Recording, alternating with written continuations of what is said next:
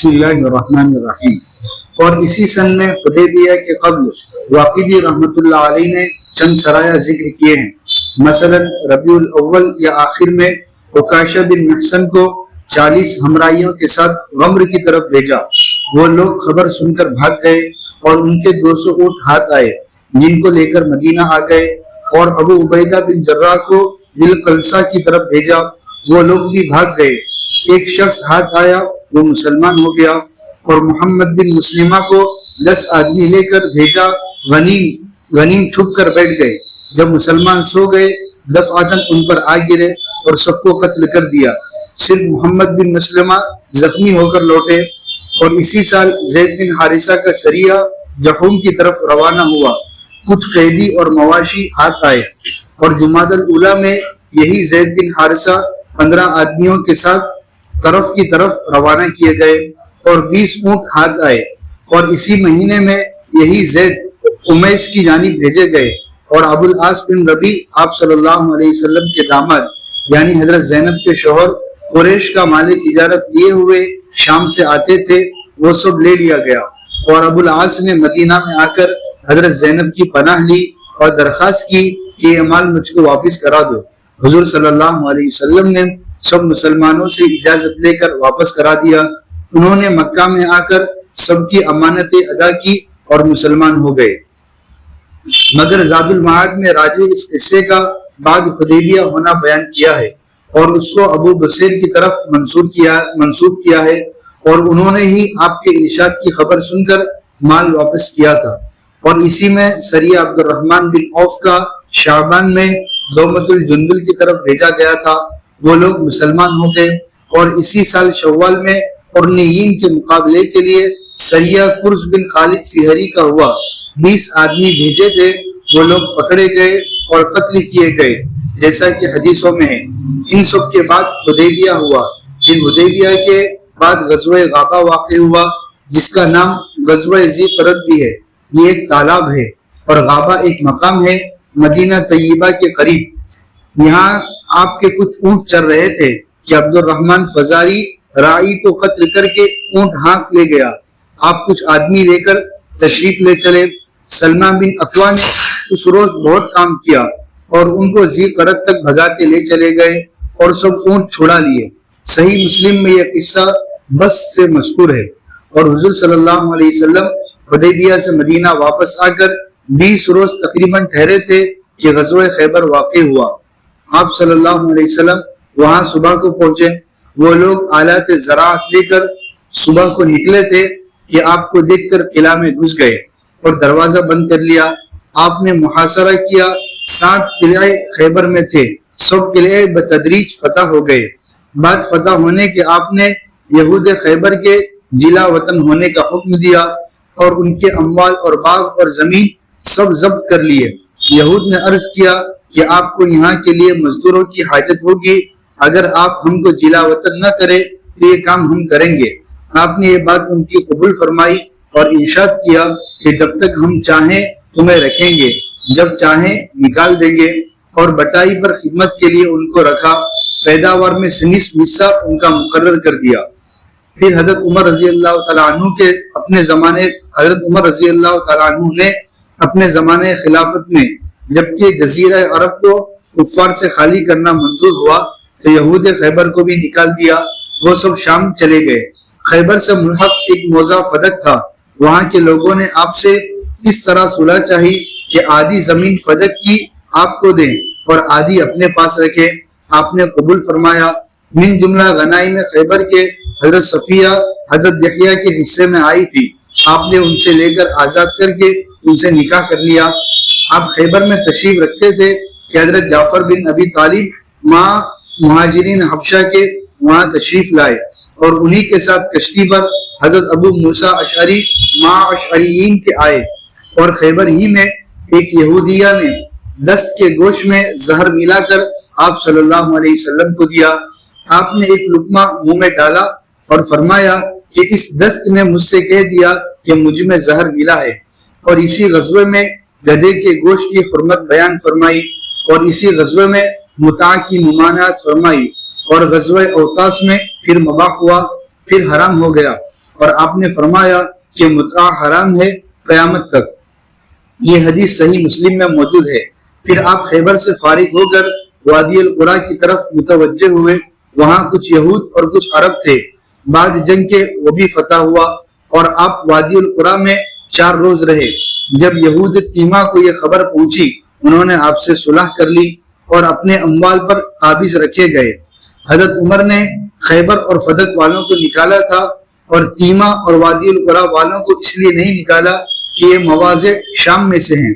پھر خیبر سے واپس تشریف لا کر شوال سن ہجری 7 تک آپ کہیں نہیں تشریف لے گئے اور اس مدت میں مختلف سرایہ روانہ فرمائے۔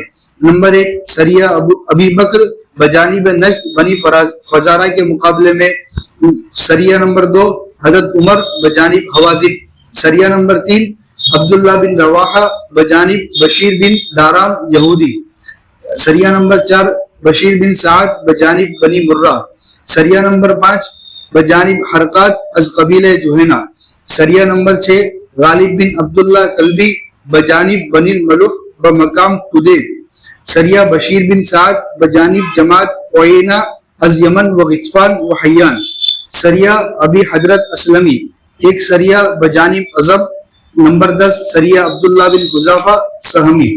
اور خیبر کے بعد ایک غزوہ ذات الرقہ ہوا، اس میں غطفان سے مقابلہ ہوا اور اس کو غزوہ نجد اور غزوہ بنی انمار بھی کہتے ہیں۔ اور اسی سال قحط پڑا، آپ کی دعا سے پانی برسا رمضان میں۔ سن ہجری 7 اوپر کے بعد سرایہ اسی سن میں ہو گئے، مگر تاریخ متمیز نہ ہونے سے میں نے سب کو تبان خیبر کے ذیل میں ذکر کر دیا۔ اسی سن میں ذی قعدہ کے مہینے میں عمرۃ القضاء واقع ہوا۔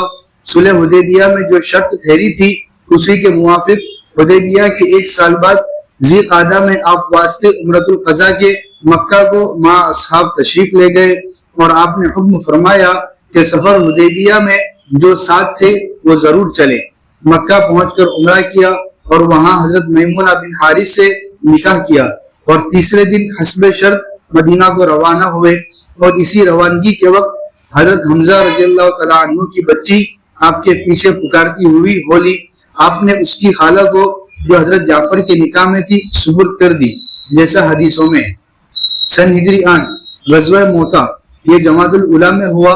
سبب اس کا یہ ہوا کہ آپ کا ایک قاصد حارث بن عمیر آپ کا نامہ مبارک حاکم بصرہ کے پاس لیے ہوئے جاتا تھا۔ راہ میں حاکم شہر موتا نے کہ ارض شام سے جس کا نام شرحبیل بن عمرو غسانی تھا اس کو قتل کر ڈالا۔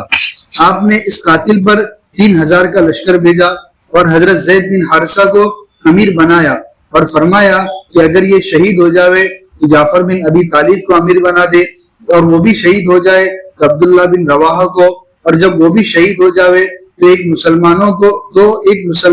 مسلمان کو مسلمانوں میں سے۔ چنانچہ سب اسی ترتیب سے شہید ہوئے۔ تب مسلمانوں نے حضرت خالد بن ولید کو امیر کیا اور لڑائی فتح ہوئی۔ بسم اللہ الرحمن الرحیم، الحمدللہ رب العالمین، والصلاة والسلام علی سید الانبیاء والمرسلین محمد وآلہ وصحبہ اجمعین، اما بعد۔ صلح حدیبیہ کی تفصیل گزشتہ کل گزری تھی۔ صلح حدیبیہ کے بعد بھی حضور اکرم صلی اللہ علیہ وسلم چند جماعتوں کو بھیجا کرتے تھے، فلانی جگہ جاؤ، فلانی جگہ جاؤ، فلانی جگہ جاؤ، اور لوگوں کو اسلام کی دعوت دو وغیرہ، یہ ہوتا رہا۔ اب یہ سن ہجری 8واں آ گیا۔ اس 8واں کے شروع میں آج کل جس کو جارڈن کہتے ہیں، اس جارڈن میں ایک جگہ ہے موتا، وہاں پر وہ رومن امپائر کا جو آدمی تھا نمائندہ، وہ وہاں پر حاکم تھا۔ حضور اکرم صلی اللہ علیہ وسلم نے سن ہجری 7 میں لوگوں کو خطوط لکھنے شروع کیے تھے۔ اس طریقے سے رومن امپائر والوں کو بھی خط لکھا تھا۔ وہ خط لے کر آدمی جا رہا تھا، وہ خط لے کر جو جا رہا ہو وہ آج کل کے اصطلاح میں بھی وہ امبیسڈر ہوتا ہے اور اس کی عزت کی جاتی ہے۔ یہ جب جارڈن کے پاس پہنچا تو اس وقت وہاں جو غسانی ان کا حاکم تھا، اس نے اس ایمبیسڈر کو مسلمان کو جو خط لے کر جا رہا تھا اس کو قتل کر دیا. اس قتل کرنے کی وجہ سے حضور اکرم صلی اللہ علیہ وسلم بہت زیادہ ناراض ہوئے اور ناراض ہو کر حضور اکرم صلی اللہ علیہ وسلم نے مدینہ منورہ سے ایک لشکر بھیجا اور اس لشکر میں سب سے پہلے تو حضور صلی اللہ علیہ وسلم کے متبنہ تھے حضرت زید، ان کو کمانڈر چیف بنایا اور حضور صلی اللہ علیہ وسلم نے کہا کہ اگر زید کا انتقال ہو جائے تو جعفر طیار کمانڈر ان چیف بنیں گے، اور اگر جعفر طیار بھی اگر انتقال ہو جائے تو پھر ایک دوسرے صحابی کا نام لیا کہ وہ کمانڈر ان چیف بنیں گے. حضور اکرم صلی اللہ علیہ وسلم کی سیرت میں یہ لکھا ہے کہ اگر حضور اکرم صلی اللہ علیہ وسلم پہلے ہی سے ایسا نظام فرما لے تو پھر عامتاً ایسا ہی ہوتا ہے کہ کیا ہے، پہلا آدمی بھی شہید ہوگا، دوسرا بھی شہید ہوگا، تیسرا بھی شہید ہوگا. بہرحال حضور صلی اللہ علیہ وسلم نے کہا تھا، اس وجہ سے حضرت زید امیر بنے اور موتا میں جنگ ہوئی. آج کل جس کو ہم اردن کہتے ہیں، اردن، اس کے پاس یہ جگہ ہے. ہم لوگ گئے ہیں وہاں پر. حضرت جعفر طیار رضی اللہ تعالیٰ عنہ کا بھی مزار ہے، حضرت زید ابن حارثہ رضی اللہ تعالیٰ عنہ کا بھی مزار ہے. سمجھ میں خیر بہرحال جنگ بڑی سخت ہوئی اور اس میں ایک طرف تو صحابہ کرام تھے اور دوسری طرف اردن میں عرب تھے، لیکن یہ رومن امپائر کے آدمی تھے، یعنی لشکر ان کا تھا، اس لیے بڑا سخت مارکا ہوا. جب مارکا ہوا تو حضور اکرم صلی اللہ علیہ وسلم مدینہ منورہ میں تھے اور حضور اکرم صلی اللہ علیہ وسلم کو اللہ تبارک و تعالیٰ نے ساری کیفیت جو وہاں جو اردن میں، جارڈن میں جنگ کے موقع پر موتا کی جگہ پر ہو رہی تھی، ساری حضور صلی اللہ علیہ وسلم کو اللہ جل جلالہ دکھلا رہے تھے. حضور اکرم صلی اللہ علیہ وسلم کے منہ بولے بیٹے جس کو زید کہتے ہیں وہ شہید ہوئے. حضور اکرم صلی اللہ علیہ وسلم نے مکہ مکرمہ میں کہہ دیا کہ زید شہید ہوئے اور پرچم جو ہے، جھنڈا جو ہے، حضرت جعفر طیار کے ہاتھ میں آیا. اب حضرت جعفر طیار جیسا کہ حضور صلی اللہ علیہ وسلم نے بتایا تھا، کمانڈر ان چیف حضرت جعفر طیار ہو گئے. دشمنوں نے حضرت جعفر رضی اللہ تعالیٰ عنہ کے دانے ہاتھ میں جھنڈا تھا تو دانے ہاتھ میں تلوار ماری. اس تلوار مارنے کی وجہ سے حضرت جعفر طیار انہوں نے اس جھنڈے کو بائیں ہاتھ میں لے لیا، جھنڈا کو گرنے نہیں دیا. ہاتھ تو کٹ گیا لیکن بائیں ہاتھ کو لے لیا. انہوں نے دوسرا جھٹکا مارا اور بائیں ہاتھ پر مارا. اس بائیں ہاتھ پر مارنے کی وجہ سے یہ ہاتھ بھی کٹ گیا تو حضرت جعفر طیار رضی اللہ تعالیٰ عنہ نے جو جھنڈا تھا وہ اپنے گلے میں اس طریقے سے پکڑ لیا، یعنی جھنڈا گرنے نہیں دیا. سمجھنا گیا. لیکن وہ دشمنوں نے حضرت جعفر طیار رضی اللہ تعالیٰ عنہ کو آخر میں شہید کر دیا. حضرت جعفر رضی اللہ تعالیٰ عنہ شہید ہو گئے تو حضور اکرم صلی اللہ علیہ وسلم نے تیسرا نام لیا تھا اسد بن زرارہ رضی اللہ تعالیٰ عنہ کا، عبداللہ بن رواحہ کا. تو عبداللہ بن رواحہ رضی اللہ تعالیٰ عنہ نے جھنڈا لے لیا، ان کو بھی شہید کر دیا. اب حضور صلی اللہ علیہ وسلم نے جن تین نام کو لیے تھے وہ تینوں نام تو کیا شہید ہو گئے. اب حضرت خالد بن ولید رضی اللہ تعالیٰ عنہ مسلمان ہو گئے تھے، اس وجہ سے وہ اس لڑائی میں موجود تھے. تو حضرت خالد بن ولید نے جھنڈا لے لیا. حضور اکرم صلی اللہ علیہ وسلم نے مدینہ منورہ میں بیٹھے ہوئے کہا کہ سیف من سیوف اللہ، اللہ تبارک و تعالیٰ کی تلوار میں سے ایک تلوار خالد بن ولید. انہوں نے جھنڈا لے لیا. اسی وقت سے حضرت خالد بن ولید کو سیف من سیوف اللہ کا لقب مل گیا اور حضرت خالد بن ولید رضی اللہ تعالیٰ عنہ کمانڈر ان چیف ہو گئے. اور اس کمانڈر ان چیف میں اللہ جل جلالہ و امن والوں نے مسلمانوں کو فتح نصیب فرمائی. اس کو غزوہ موتا سے تعبیر کیا جاتا ہے. جی پھر اسی سال جماعت الاخرى میں غزوہ ذات السلاسل ہوا. یہ وادی القرا کے آگے ہے اور یہاں سے مدینہ منورہ 10 دن کی راہ ہے. آپ نے سنا تھا کہ قزاعہ کی ایک جماعت مدینہ کی طرف آنا چاہتی ہے آپ نے حضرت عمرو بن العاص کو 300 آدمی کے ہمراہ اس طرف روانہ کیا. پھر آپ کو خبر ملی کہ مجمع اعداء کا زیادہ ہے تو 200 آدمی دے کر حضرت ابو عبیدہ بن جراح کو بھیجا اور ان میں حضرت ابو بکر و حضرت عمر بھی تھے. یہ لوگ بڑھتے چلے جاتے تھے. کچھ غنیم ملے, مسلمانوں نے حملہ کیا تو سب بھاگ کر متفرق ہو گئے. لشکر اسلام ایک پانی پر ٹھہرا تھا جس کا نام سلسل تھا, اسی لیے اس غزوے کا نام ذات السلاسل ہوا. اور بعض نے کہا کہ سلاسل سلسلہ وار ریت کو کہتے ہیں, وہ زمین ایسی ہی تھی. اور بخاری میں غزوہ ذات السلاسل سے پہلے غزوہ ذی الخلصہ کا بھی ذکر کیا ہے, جس میں آپ نے جریر بن عبداللہ کو احمس کے 150 سوار کے ساتھ ایک مکان کے منہدم کرنے کو بھیجا تھا جو قبیلہ خزام میں کہ اہل یمن میں سے تھے, کعبے کے نام سے مقرر کیا گیا تھا. پھر اسی سال رمضان میں فتح مکہ ہوا اور یہ اعظم فتوح اور مدار اعزاز اسلام اور مفتاح شعور دین ہے. سامان اس کا یہ ہوا کہ خزاعہ کی صلح حدیبیہ میں حضرت صلی اللہ علیہ وسلم کے عہد میں اور بنی بکر کے قریش کے عہد میں ہو گئے تھے, آپس میں لڑے. گزشتہ کل بتایا تھا, آپ نے یاد نہیں دلایا, آپ نے بھی یاد نہیں دلایا. خیر آ گیا. تو حضور اقدس صلی اللہ علیہ وسلم نے مختلف اس طریقے سے جنگ وغیرہ ہوتی رہی. اب یہ سب سے بڑی فتح ہے جس کو فتح مکہ سے تعبیر کرتے ہیں. حضور اقدس صلی اللہ علیہ وسلم چاہتے ہی تھے کہ مکہ مکرمہ پر کنٹرول ہو جائے, اس وجہ سے کہ جب سے حضور اقدس صلی اللہ علیہ وسلم نے دعوت کا کام شروع کیا تھا اس وقت سے مکہ والے مخالف تھے. اور چونکہ مکہ کی ایک پوزیشن تھی, مکہ کی ایک حیثیت تھی, اس وجہ سے یہ دوسرے دور کے جو لوگ تھے وہ یہ سوچ رہے تھے کہ مکہ والے کیا فیصلہ لیتے ہیں وہ دیکھو. اگر مکہ والے فیصلہ لیتے ہیں تو ہم مکہ والوں کے ساتھ ہیں, اور اگر مکہ والے ہی ان لوگوں کے ساتھ مل جاتے ہیں تو پھر ہم کب مخالفت کریں گے, ہم بھی اس کے ساتھ مل جائیں گے.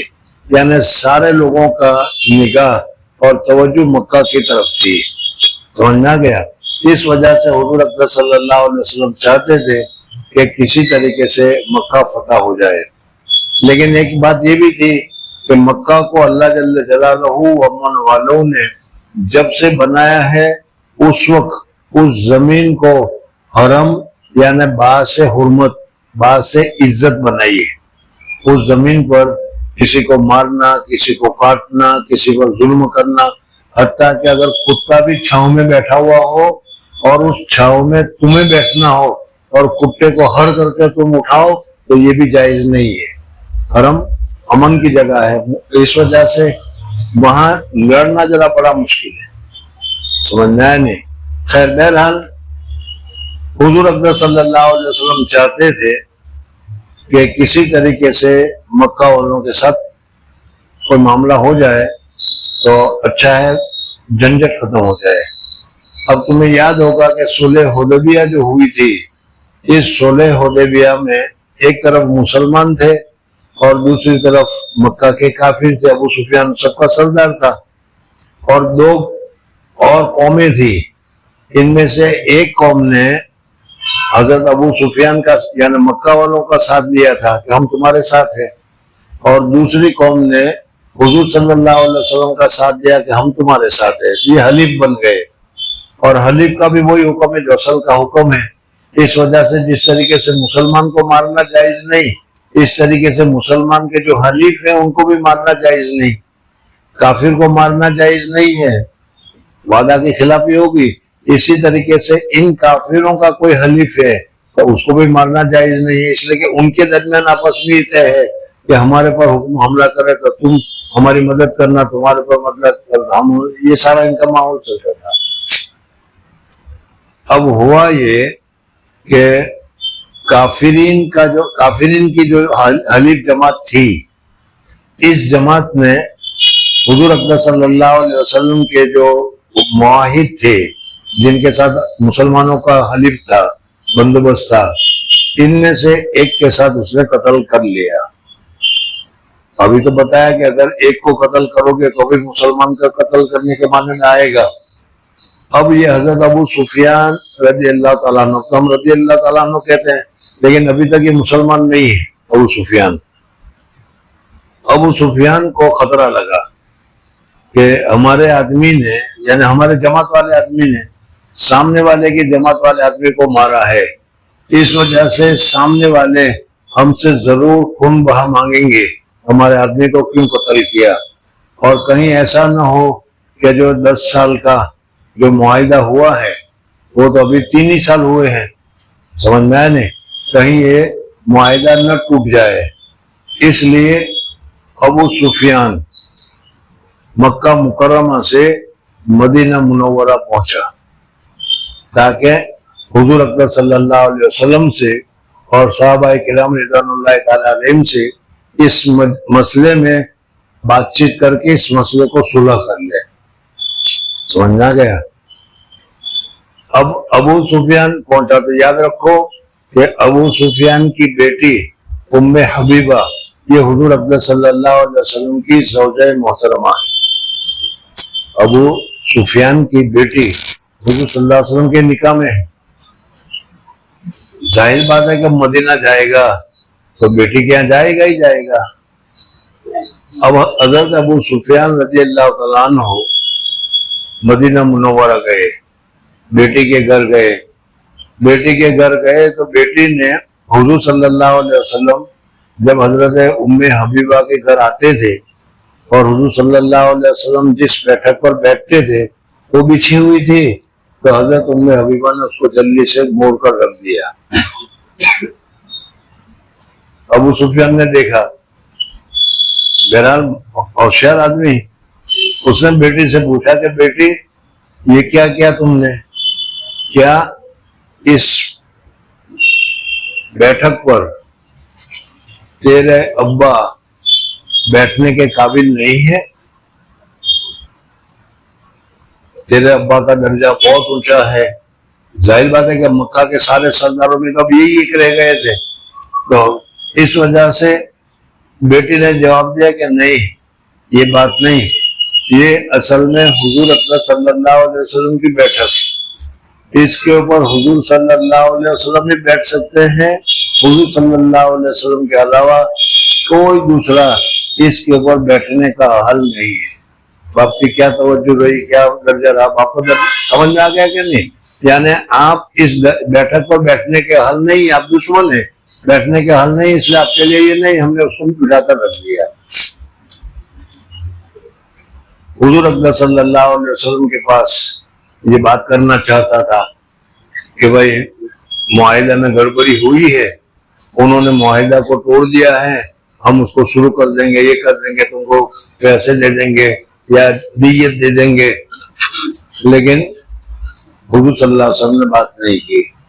حضرت ابوبکر صدیق رضی اللہ تعالیٰ عنہ کے پاس گئے، حضرت ابوبکر صدیق نے بھی کوئی داد نہیں دی، حضرت ابوبکر صدیق رضی اللہ تعالیٰ عنہ کوئی داد نہیں دی، تو پھر حضرت عمر فاروق رضی اللہ تعالیٰ عنہ کے پاس گئے، لیکن حضرت عمر فاروق نے بھی کوئی داد نہیں دی۔ اب حضرت ابو سفیان نے سمجھے کہ یہاں میری دال گلنے والی نہیں ہے، اس لیے وہ وہاں سے واپس چلے آئے۔ ٹھیک ہے، مکہ آ گئے، وہ مکہ تو آ گئے، لیکن اس کو وہ دل میں دغدغ تو ہو ہی رہا تھا کہ حضور صلی اللہ علیہ وسلم کبھی بدلہ لینے کے لیے آئے ہیں، اور اگر معاملہ کرے تو غلطی ہماری ہے اور معاملہ مشکل ہو جائے گا۔ اس وجہ سے وہ ایک دوسرے آدمی کے ساتھ، ان کا نام ہے حکیم ابن حزام رضی اللہ تعالیٰ عنہ، یہ بھی مسلمان ہو گئے بعد میں، سمجھنا۔ یہ لوگ رات کو اندھیرے میں مکہ مکرمہ کے بعد، حرم کے بعد مدینہ کے راستے کے اوپر وہ آیا کرتے تھے، دیکھنے کے لیے، جاننے کے لیے کہ مدینے سے کوئی خبر ملے یا مدینے کی کوئی معلومات حاصل، سمجھنا گیا؟ اچھا، اس کو بھی یہاں رکھو تھوڑی دیر۔ اب ادھر کیا ہو رہا تھا مدینہ منورہ میں؟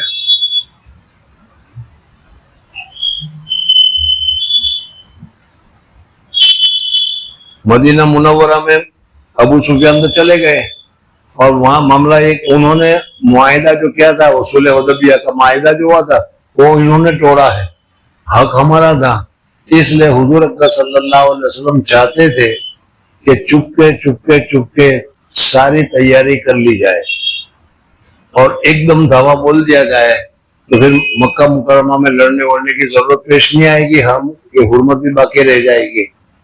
اس لیے حضور صلی اللہ علیہ وسلم چپکے ساری بات کر رہے تھے۔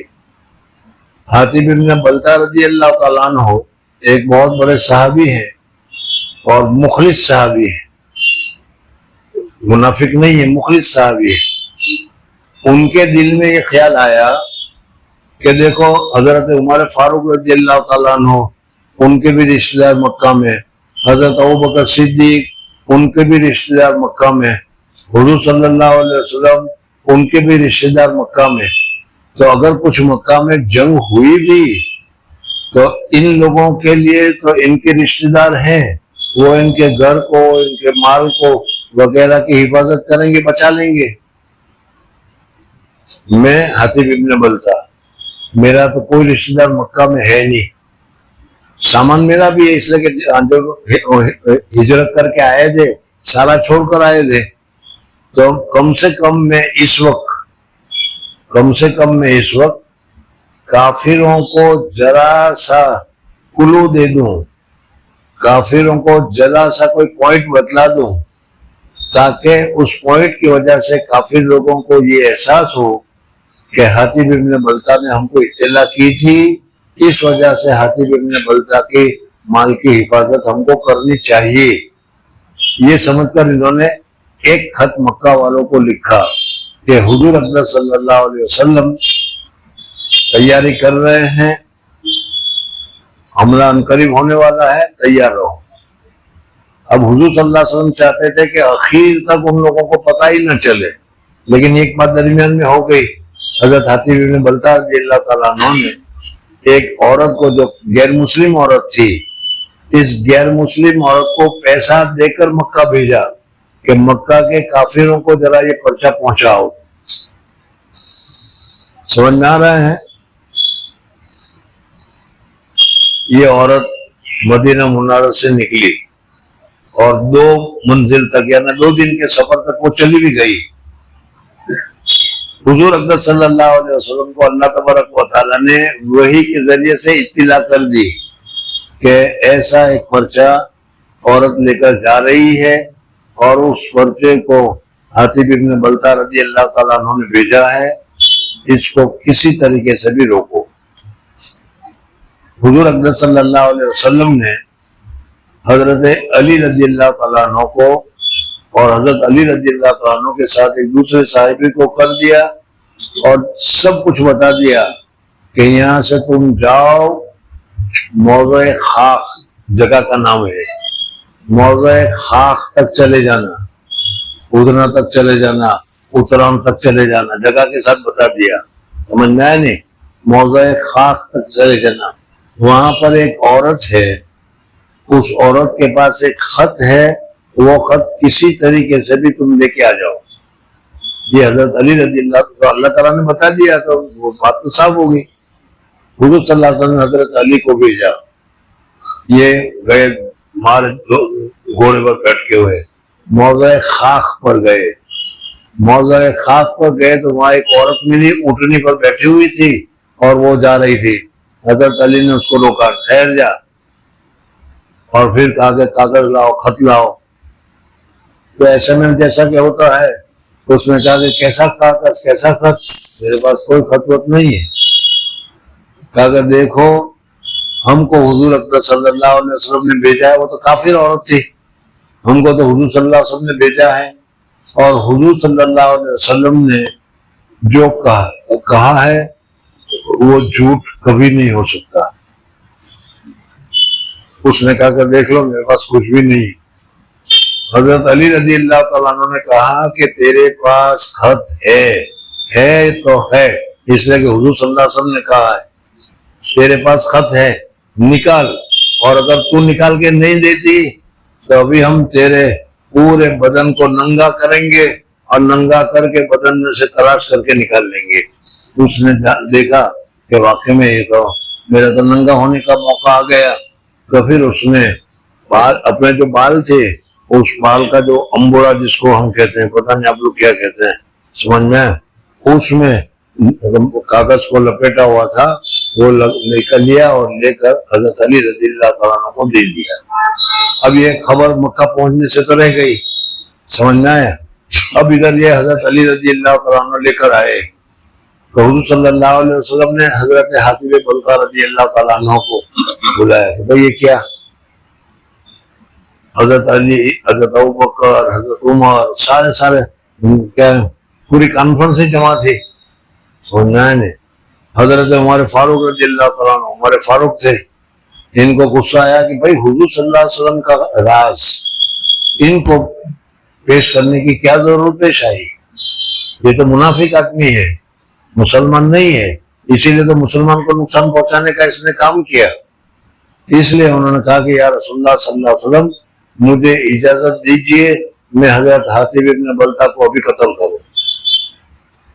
اس نے بہت بڑا جرم کیا ہے، بھید آپ کا بھید بتا دیا ہے، یہ تو اللہ تعالیٰ نے آپ کو بتایا تو یہ ہوا۔ حضور اکرم صلی اللہ علیہ وسلم نے حضرت حاتب ابن بلتہ سے پوچھا کہ بھائی تم نے کیوں ایسا کیا؟ تو انہوں نے وہ بات بتائی جو میں نے ابھی تمہارے سامنے بتائی تھی کہ میرا کوئی رشتہ دار وہاں پر نہیں ہے، تو میں کافروں پر ایک احسان کرنا چاہتا تھا کہ اس احسان کی وجہ سے میرے مال محفوظ ہو جائے، بس میرا تو اور کوئی مقصد نہیں تھا۔ حضور اکرم صلی اللہ علیہ وسلم نے بھی سمجھ لیا کہ واقعی میں دوسری کوئی اس میں ان کی بدنیتی یا کوئی دوسرا برا خیال اس کا نہیں تھا، صرف اسی لیے تھا۔ اس لیے حضرت عمر فاروق رضی اللہ تعالیٰ عنہ کو کہا کہ دیکھو حضرت حاتب ابن بلتہ رضی اللہ تعالیٰ عنہ اور ان کے علاوہ 313 صحابی جو بدر کی جنگ میں شریک تھے، آپ کو پہلے بتایا تھا کہ حضرت جبریل نے بھی کہا کہ جو فرشتے بدر کی جنگ میں شریک ہوئے وہ دوسرے فرشتوں کے مقابلے میں ان کا درجہ زیادہ، اور یہاں بدر کی جنگ میں جو مسلمان شریک ہوئے دوسرے صحابیوں کے مقابلے میں اس کا درجہ زیادہ، سمجھنا ہے۔ اور اللہ جل جلالہ نے بدر میں جب یہ لوگ فتح پائے، جیت گئے، تو اس وقت اللہ تبارک و تعالیٰ نے کہا اے بدر والوں تمہارے لیے جنت ہو گئی، اے معاشی تم جو چاہے کرو، تم کو آزادی ہے۔ تو حضور اکرم صلی اللہ علیہ وسلم فرمایا کہ دیکھو اللہ تبارک و تعالیٰ نے ان کے لیے یہ حکم بتایا ہے، اس وجہ سے ان کو قتل نہیں کرنا چاہیے۔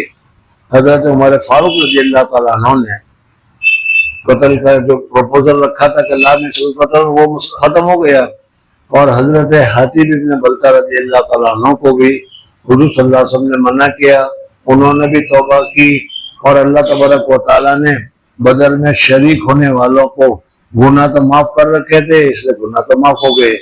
اب یہاں تک یہ ہوا۔ اب حضور اکرم صلی اللہ علیہ وسلم نے جو کچھ تیاری کرنی تھی وہ ساری تیاری کر لی، اور تیاری کرنے کے بعد ہجرت کے بعد پہلے تو 1400 صحابہ کے ساتھ گئے تھے عمرہ کرنے کے لیے، انہوں نے عمرہ نہیں کرنے دیا اور صلح حدیبیہ ہو گئی۔ دوسرے سال 1400 صحابی کے ساتھ حضور اکرم صلی اللہ علیہ وسلم عمرہ کرنے کے لیے گئے، عمرہ بھی کر لیا، اور پھر درمیان میں یہ واقعہ ہو گیا جو ابھی میں نے تمہارے سامنے ذکر کیا تھا۔ اس وجہ سے حضور اکرم صلی اللہ علیہ وسلم نے خاموشی کے ساتھ تیاری کر کے صحابہ کرام رضوان اللہ تعالی علیہم اجمعین کو جمع کر کے مکہ کی طرف لے جانے کا حضور اکرم صلی اللہ علیہ وسلم نے ارادہ کیا۔ اب یہ ارادہ حضرت حاتب بن بلتہ رضی اللہ تعالیٰ عنہ کے خط کی وجہ سے کھل جاتا، مکہ والوں کو پتہ چل جاتی تو وہ تیاری کر کے آتے اور حرم میں بھاری لڑائی ہوتی، سمجھ میں آ گیا۔ لیکن اللہ تبارک و تعالیٰ نے اس کو بھی روک دیا۔ اب ادھر حضور صلی اللہ علیہ وسلم نکل کے خانگی سے کچھ پتہ نہیں چلا کسی کو کیا ہو رہا ہے۔ اب ادھر پھر ابو سفیان کو جہاں چھوڑا تھا وہاں سے چلو۔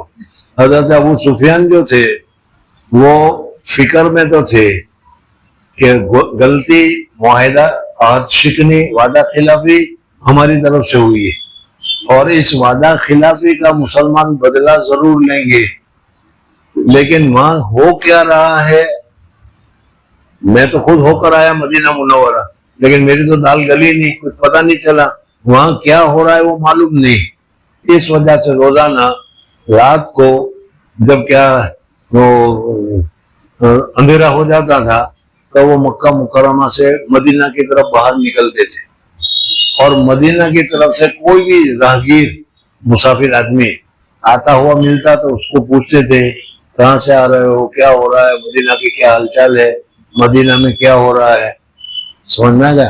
یہ سب کو وہ پوچھا کرتے تھے، لیکن ابھی کوئی آیا بھی نہیں اس لیے وہ ملا نہیں بھی ان کو کوئی پوچھنے والا۔ بہرحال وہ آتے تھے روزانہ ضرور۔ حضور اکرم صلی اللہ علیہ وسلم کا قافلہ مدینہ منورہ سے نکل کر مکہ مکرمہ کے قریب آ گیا۔ سمجھنا ہے؟ شام کا وقت تھا۔ حضور اکرم صلی اللہ علیہ وسلم کے قافلہ کے ساتھ حضرت عباس رضی اللہ تعالیٰ عنہ تھے، جو حضور اکرم صلی اللہ علیہ وسلم کے چچا تھے، لیکن مسلمان ہو گئے تھے، منافق نہیں تھے، مسلمان تھے، وہ بھی تھے۔ اب حضور اکرم صلی اللہ علیہ وسلم کا جب قافلہ مکہ سے تھوڑا سا دور رہ گیا ہوگا، جتنی جگہ ہوگی وہاں پر وہ قافلہ پہنچا تو حضور اکرم صلی اللہ علیہ وسلم نے اعلان کیا کہ ہر ایک آدمی اپنا کھانا خود پکاوے۔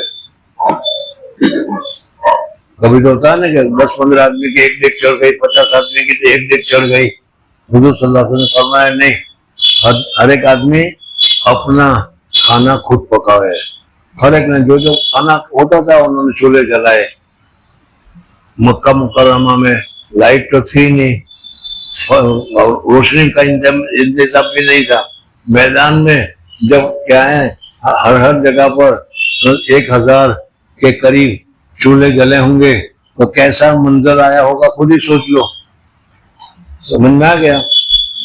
اب ابو سفیان رضی اللہ تعالیٰ عنہ رات کو مکہ مکرمہ سے حضرت حکیم ابن حزام رضی اللہ تعالیٰ عنہ کے ساتھ نکلا۔ وہ روزانہ آتا تھا معلومات حاصل کرنے کے لیے، اس طریقے سے آج بھی نکلا تو دور سے اس نے دیکھا کہ یہاں تو 1000 کے قریب بہت سارے چولہے جلے ہوئے ہیں، تو یہاں کون رہتا ہے، یہ کون آ گئے لوگ؟ تو وہ دوسرے ساتھی نے کہا کہ ارے چھوڑو، یہ تو فلانا قبیلہ رہتا ہے، وہ لوگ کھانا پکا رہے ہوں گے۔ ابو سفیان تھا، کہتے ہیں وہ کھانے میں وہ اتنے سارے لوگ تھوڑے ہیں کہ اتنے سارے چولہے جلے، یہ تو کوئی دوسرے معلوم ہوتے ہیں۔ یہ دونوں بات کر رہے تھے۔ اب حضرت حضور صلی اللہ علیہ وسلم کا قافلہ بھی چل رہا ہے، وہ ایک جگہ آ کر وہ بھی رکا ہے۔ انہیں نے تو حضور صلی اللہ علیہ وسلم نے تو کہا کہ کھانا کے لیے کھانا الگ الگ پکاؤ، یاد آ گیا کہ نہیں؟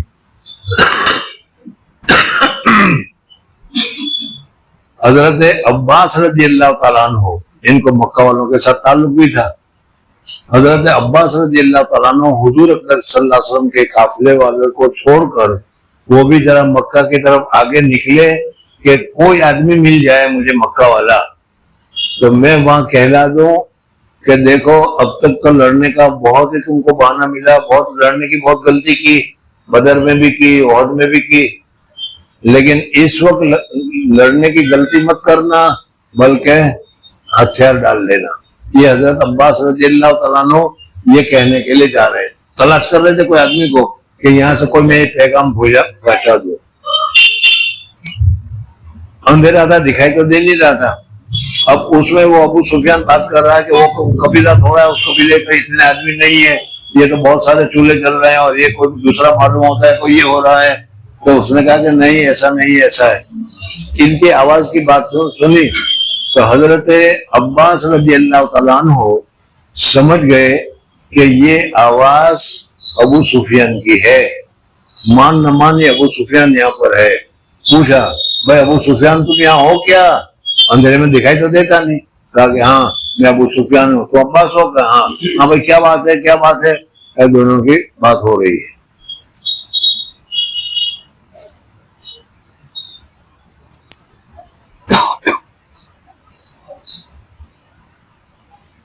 اب بات آدھی باقی رہ جائے گی اور بڑی دلچسپ لطیف بات सो गए क्या?